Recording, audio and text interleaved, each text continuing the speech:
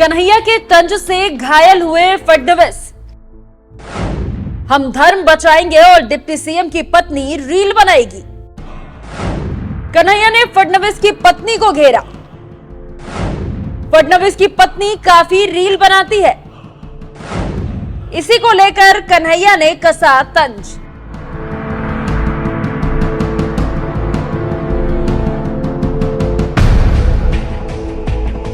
नमस्कार, news express देख रहे हैं आप। आपके साथ मैं हूं खुशबू राय। महाराष्ट्र विधानसभा चुनाव में प्रचार के दौरान कन्हैया कुमार नागपुर में कांग्रेस प्रत्याशी के समर्थन में प्रचार करने पहुंचे और बीजेपी के नारे बटेंगे तो कटेंगे और धर्म युद्ध को लेकर बीजेपी पर हमला बोला और देवेंद्र फडणवीस के पूर्व में दिए गए बयान पर करारा जवाब भी दिया। जब फडणवीस ने कहा कि वोट जिहाद वर्सेस धर्म युद्ध, इसी का जवाब कन्हैया कुमार ने नागपुर में दिया। क्या कहा कन्हैया कुमार ने, आप सुनिए। लोकतंत्र को बचाना भी इस देश का नागरिक होने के चलते हमारा धर्म है। जिस लोकतंत्र के चलते, जिस संविधान के चलते आज मैं यहां खड़ा होकर के भाषण दे रहा हूं, उसकी रक्षा करना हमारा धर्म है। अगर यह धर्म युद्ध है और धर्म को बचाने का सवाल है, जो भी नेता आपके सामने धर्म बचाने का भाषण देता है, उससे बस एक बात पूछना है, एक्सक्यूज मी सर, आप धर्म बचाना चाहते हैं, 1 मिनट आपका चाहिए, बस ये बता दीजिए कि धर्म बचाने की इस लड़ाई में आपका बेटा बेटी भी हमारे साथ चलेगा ना? समझे बात को? कि ऐसा तो नहीं होगा कि धर्म बचाने की जिम्मेवारी हमारी और ऑक्सफोर्ड कैम्ब्रिज में पढ़ने की जिम्मेवारी आपके बाल बच्चों की। अगर धर्म बचाना है तो सब मिलकर के बचाएंगे। ऐसा तो नहीं होगा ना कि हम लोग धर्म बचाएंगे और जो है डिप्टी सीएम साहब की पत्नी जो है वो इंस्टाग्राम पे रील बनाएंगी। ऐसा तो नहीं होगा ना, सब लोग मिलकर धर्म बचाएंगे। यही बात मैंने भाजपा के एक दोस्त को कहा। हमने कहा कि दोस्त, धर्म बचाना है तो चलो नेताओं के बच्चे भी धर्म बचाएंगे। तो भाजपा का वो जो हमारा दोस्त था वो बोला, लेकिन योगी जी और मोदी जी को बेटा बेटी नहीं है। हमने कहा भतीजा है ना, बेटा बेटी नहीं है, भतीजा है ना। जैसा चलेगा ना हमारे साथ धर्म बचाने के लिए।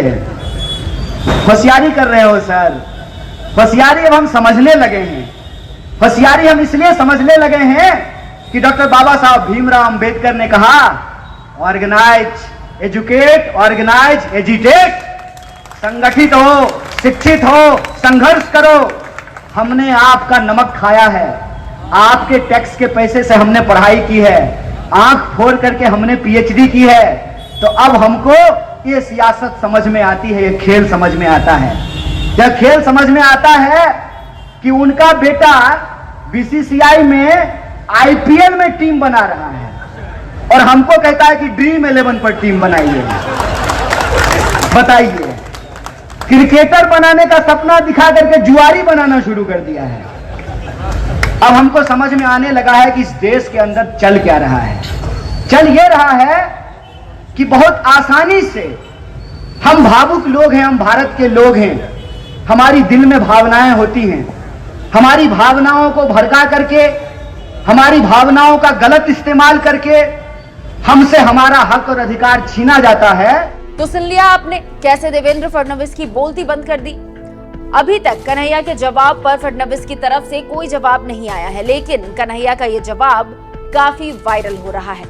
जानकारी देते चले कि देवेंद्र फडणवीस की पत्नी अमृता फडणवीस एक बैंकर है और सोशल वर्क भी करती रहती है। इसके साथ ही साथ इंस्टाग्राम, फेसबुक और ट्विटर पर काफी एक्टिव है और तरह तरह के चैरिटी भी करती है। इसके साथ ही साथ रील भी बनाती है। हम यहाँ पर अमृता के कुछ रील वीडियोस आपको दिखाते हैं, देखिए, जिनको लेकर कन्हैया ने हमला बोला है।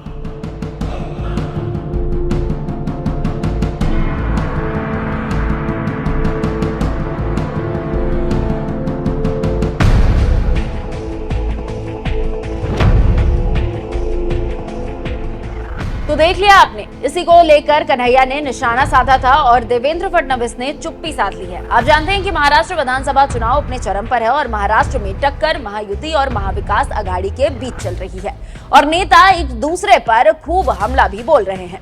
बीजेपी महाराष्ट्र में हिंदू मुसलमान कर रही है और एक से बढ़कर एक नारे लगा रही है और हिंदुओं के सहारे महाराष्ट्र जीतने की कोशिश भी कर रही है। इधर महाविकास आघाड़ी के नेता बीजेपी को डिफेंड कर रहे हैं और लड़ाई इसी बीच झूल रही है। इसी को लेकर कन्हैया कुमार दक्षिण पश्चिम नागपुर की सभा में पहुंचे थे, जहां पर जनता से बात करते हुए सवाल किया कि हमारा नागरिक होने के कारण हमारा धर्म है। जो भी नेता धर्म बचाने का भाषण करते हैं तो उन्हें पूछा जाना चाहिए कि इस धर्म युद्ध की लड़ाई हम क्यों, और बेटे बेटियों को भी शामिल करो। ऐसे तो नहीं होगा कि हम लड़ाई लड़ेंगे और उनके बच्चे कैम्ब्रिज में पढ़ेंगे। योगी और मोदी के बेटे बेटी तो नहीं, लेकिन भतीजा तो है। हम होशियारी समझने लगे, अब ऐसा नहीं चलेगा। तो आप समझ सकते हैं कि कैसे कन्हैया कुमार ने देवेंद्र फडणवीस की क्लास लगा दी है। हम यहाँ पर एक बार फिर कन्हैया कुमार की बात आपको सुनवाते हैं। लोकतंत्र को बचाना भी इस देश का नागरिक होने के चलते हमारा धर्म है। जिस लोकतंत्र के चलते, जिस संविधान के चलते आज मैं यहाँ खड़ा होकर के भाषण दे रहा हूं, उसकी रक्षा करना हमारा धर्म है। अगर ये धर्म युद्ध है और धर्म को बचाने का सवाल है, जो भी नेता आपके सामने धर्म बचाने का भाषण देता है, उससे बस एक बात पूछना है, एक्सक्यूज मी सर, आप धर्म बचाना चाहते हैं, 1 मिनट आपका चाहिए, बस ये बता दीजिए कि धर्म बचाने की इस लड़ाई में आपका बेटा बेटी भी हमारे साथ चलेगा ना? समझे बात को? कि ऐसा तो नहीं होगा कि धर्म बचाने की जिम्मेवारी हमारी और ऑक्सफोर्ड कैम्ब्रिज में पढ़ने की जिम्मेवारी आपके बाल बच्चों की। अगर धर्म बचाना है तो सब मिलकर के बचाएंगे। ऐसा तो नहीं होगा ना कि हम लोग धर्म बचाएंगे और जो है डिप्टी सीएम साहब की पत्नी जो है वो इंस्टाग्राम पे रील बनाएंगी।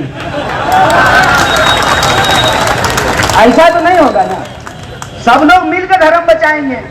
यही बात मैंने भाजपा के एक दोस्त को कहा। हमने कहा कि दोस्त, धर्म बचाना है तो चलो नेताओं के बच्चे भी धर्म बचाएंगे। तो भाजपा का वो जो हमारा दोस्त था वो बोला, लेकिन योगी जी और मोदी जी को बेटा बेटी नहीं है। हमने कहा भतीजा है ना, बेटा बेटी नहीं है, भतीजा है ना। जैसा चलेगा ना हमारे साथ धर्म बचाने के लिए। होशियारी कर रहे हो सर, होशियारी अब हम समझने लगे हैं। होशियारी हम इसलिए समझने लगे हैं कि डॉक्टर बाबा साहब भीमराव अंबेडकर ने कहा, ऑर्गेनाइज, एजुकेट, ऑर्गेनाइज, एजिटेट। संगठित हो, शिक्षित हो, संघर्ष करो। हमने आपका नमक खाया है, आपके टैक्स के पैसे से हमने पढ़ाई की है, आंख फोड़ करके हमने पीएचडी की है। तो अब हमको ये सियासत समझ में आती है, ये खेल समझ में आता है। यह खेल समझ में आता है कि उनका बेटा बीसीसीआई में आईपीएल में टीम बना रहा है और हमको कहता है कि ड्रीम 11 पर टीम बनाइए। बताइए, क्रिकेटर बनाने का सपना दिखा करके जुआरी बनाना शुरू कर दिया है। अब हमको समझ में आने लगा है कि इस देश के अंदर चल क्या रहा है। चल ये रहा है कि बहुत आसानी से हम भावुक लोग हैं, हम भारत के लोग हैं, हमारी दिल में भावनाएं होती हैं। हमारी भावनाओं को भड़का करके, हमारी भावनाओं का गलत इस्तेमाल करके हमसे हमारा हक और अधिकार छीना जाता है। यहाँ पर एक और जानकारी आपको देते चले कि दक्षिण पश्चिम नागपुर से फडणवीस चुनाव लड़ रहे हैं। 2014 और 2019 में फडणवीस ने इस सीट पर शानदार जीत हासिल भी की है। इस बार उनका मुकाबला कांग्रेस के प्रफुल्ल विनोद गुड्डारे से है और इस इलाके में एससी वोटरों की संख्या 83,000 है। चुनाव प्रचार के दौरान फडणवीस ने वोट जिहाद के बदले धर्म युद्ध का नारा दिया था और इसी को पकड़कर कन्हैया ने हमला कर दिया। अब देखना होगा कि जीत किसकी होती है और हार किसकी होती है, लेकिन बयानबाजी अभी तक जारी है।